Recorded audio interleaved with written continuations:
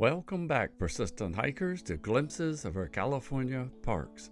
Today we will visit the High Sierra region of our California parks, encompassing 11 of over 420 diverse public, state, and federal parks and their related units located within our Golden State. The Salton Sea, California's largest lake, is approximately 35 miles long, 15 miles wide, 235 feet below sea level, and encompasses 378 square miles. It's relatively shallow, 1 to 3 feet, with 50 feet at its deepest spot. The Salton Sea State Recreation Area covers 14 miles of northeastern shoreline, a public accessible park maintained by the California State Park System. Located within Riverside and Imperial counties inside the Sonora Desert, east of Anza-Borrega Desert State Park, west of the Colorado River, and 30 miles north of Mexico, the Salton Sea sits 70 miles southwest of Palm Springs. This park unit was established in 1955 to protect the unique salty sea, the diverse ecosystem, and its human history. The Persistent Hiker documented this park unit in the month of November 2024 and hopes this short video and informative commentary will entice you and yours to come visit this special geological, recreational, inland sea state park unit in the near future. We begin our journey at the Visitor Center, where you will witness a fascinating interpretive facility with plenty of park history, to include old posters and ads from the Salton Sea's recreational past. There's a magnificent taxidermy display of birds, animals, reptiles, and fish that frequent the area. There's even examples of extinct fish that once thrived here. Biologists at the Salton Sea have documented over 519 different species of wildlife, 433 bird, 41 mammals, 22 reptile and amphibian, and 15 fish. As of 2022, the Salton Sea has twice the salinity as the world's ocean, and the fish here have been almost completely extirpated. Just a few tilapia and a few pupfish survive in the delta where the 3 small rivers run into the sea. The Park Service did a fantastic job on displaying wildlife found around the salty lake.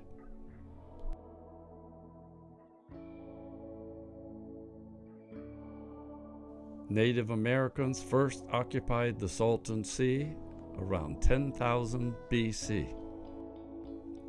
The natural freshwater lake that then existed was home to the Kumeyaay, Cahuilla, Quicopa, and the Kaykan natives.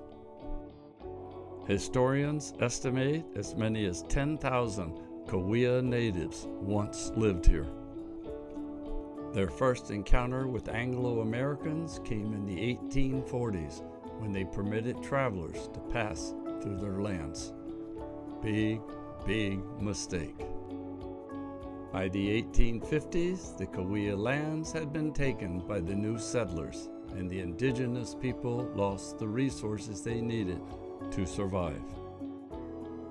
Like most California natives, the Cahuilla suffered the brutal Spanish conquistadors, mission proselytization, Mexican landowner servitude, manifest destiny justification, deadly European diseases, systemic racism, bogus U.S. government treaties, land confiscation, Anglo-American conflicts, forced relocation, and finally, compulsive white culture assimilation inside reservations.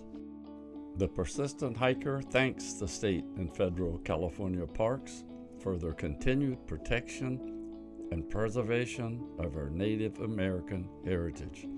As we walk the shore of the Salton Sea, we must take a moment to remember those who came before us, those who worked with nature and didn't try to alter it. An original Salton Sea boat launch area and inland waterway are found surrounding the visitor center. There's generally lots of waterfowl found inside the man-made Varner Harbor. The harbor was dredged in the 1950s during the resort time, when the Salton Sea was becoming a sports fishing and boating paradise. One can stroll to the original boat launch to view the many waterfowl found inside the shallow harbor. Many a duck species seem right at home, swimming around inside this man-made waterway. Take the time to walk outside the shaded visitor center to view the existing native vegetation, dominated by the iodine bush, the big salt bush, the Salton salt bush, as well as other opportunist species found in and around the Varner Harbor area. We next travel to the Corvina Beach area of the park, a campground area along the 14-mile Salton Sea's north shore. Here we found stunning views and a relaxed atmosphere. There are picnic tables, trash receptacles, warm showers, and clean pit toilets. Clear night skies add to the experience.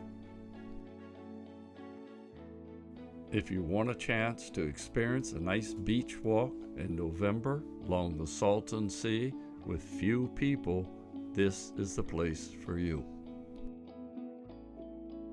All in all, the Salton Sea Park area was litter-free, but there's always one or two who remind us they're special. The white encrusted beaches of the Salton Sea are not made of soft sand. They are the desiccated and sun-bleached remains of fish, birds, and barnacles. In 1905, flooding of the Colorado River breached the cheaply built man-made irrigation canals. For 1.5 years, the full flow of the Colorado River swept into the Salton Sink. By the time the engineers stopped the breach, the Salton Sea had formed. Once a natural sink, there was now a massive lake, 45 miles long, 20 miles wide, and 50 foot deep. The new freshwater sea soon became a critical habitat for over 2.5 million birds along the Pacific Flyway. In 1930, the Salton Sea National Wildlife Refuge was established at the southern end of the lake. By the 50s and 60s, the Salton Sea became known as the California's French Riviera. Developers moved in. Scientists studying the lake warned everyone early on that the lake's ecosystem was fragile. Seeing only dollar signs and opportunity, no one listened. This brings us to the Bombay Beach, once a popular getaway for beachgoers until the 1980s, before draining and increased salinity of the Salton Sea destroyed the lake's ecosystem. The deteriorating conditions of the lake drove businesses and landloaders out of the area, turning Bombay Beach into a ghost town. Located 223 feet below sea level, With a population of 231, Bombay Beach has become a bohemian playground with a population of artists, druggies, intellectuals, and hipsters. Although not a part of the Salton Sea State Recreation Area, this old resort destination is well worth a stopover.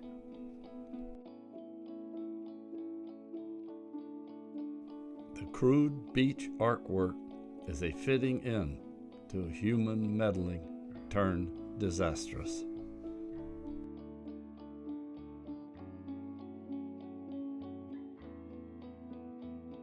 We traveled back to the visitor center to take a stroll along the beach area. In the 60s, the apathetic community introduced fish to the lake, adding an influx of sports fishermen to the already overcrowded boating, water skiing, and swimming fragile lake system. During its peak, the Salton Sea saw 1.5 million visitors a year. Again, concerned scientists warn of overuse of the fragile lake. During the early 90s, the Salton Sea was evaporating due to the Colorado River diversion to Southern California. With only 3 inches of rainfall annually and restricted water flow from the Colorado, the lake's level began to drop. Hiking along the Salton Sea's shoreline is definitely a freakish anomaly. Instead of sand, you are actually walking on crusty dead remains of sun-bleached birds and fish. The Salton Sea is no place for open-toed sandals. It's easy to sink 6 inches or more the closer you get to the water's edge. With the increased agricultural runoff filling into the sea, fertilizer, pesticides, and salt began filling the changing lake. As the scientists had warned, the lake soon became an environmental disaster in the making. With virtually no incoming fresh water, the lake's levels dropped as evaporation continued, increasing the salty levels and decreasing the oxygen levels. Now it was only a matter of time. As the fish began dying out, the fishermen stopped coming. Massive die-offs polluted the sea, resulting in a terrific odor, causing tourists to flee and businesses to close. As the situation worsened, the sea levels continued to drop, exposing dry areas of the lake bed, while affecting those around it to a century of toxins deposited on the lake bottom. People began getting sick and eventually moved out. The once thriving California French resort had become an abandoned American ghost town. All in all, the Salton Sea was definitely worth the visit. To witness the results of human arrogance meddling with nature is on full display here. The State Park Service has done a great job protecting a portion of the lake and its sad history. I fear as humanity continues to overrun the natural world, we will see more Salton Seas in the future on a scale far worse. Don't forget to click the subscribe button to catch the latest park units we visit along special trails we've taken. Hope you enjoyed this park adventure. Take the time to visit our sponsors and become a monthly donor, assisting us in documenting each of our diverse federal and state California parks. By becoming a member of the Persistent Hikers and wearing our Glimpses patch, you are informing the young generation that we seniors still have the capability, although limited, to enjoy our parks just as much as they can. Until our next California park adventure, happy trails.